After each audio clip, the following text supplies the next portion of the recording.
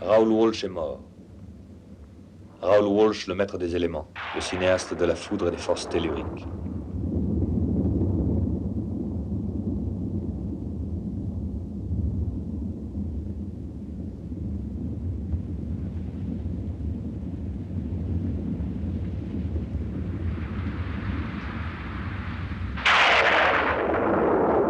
Kenneth White ne savait pas que c'est de Raoul Walsh qu'il parlait quand il évoquait ce conte chinois.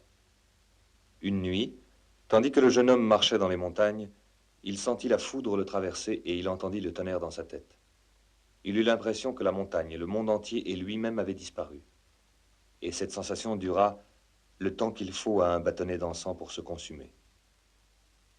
À la suite de cette expérience, le jeune homme se trouva transformé, étrangement purifié, éclaboussé d'une lumière intérieure. Il alla voir le vieillard pour lui parler de cela. « Ce n'est rien du tout, dit celui-ci.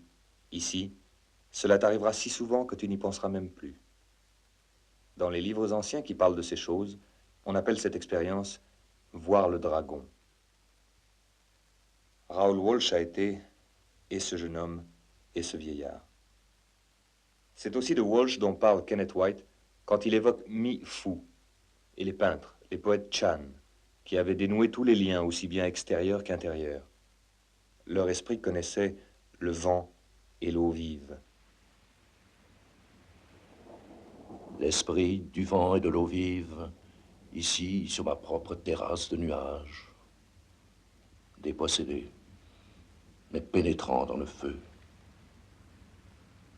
Mi Fu adorait les faisans sauvages, mais il haïssait les poules domestiques. Et Raoul Walsh donc.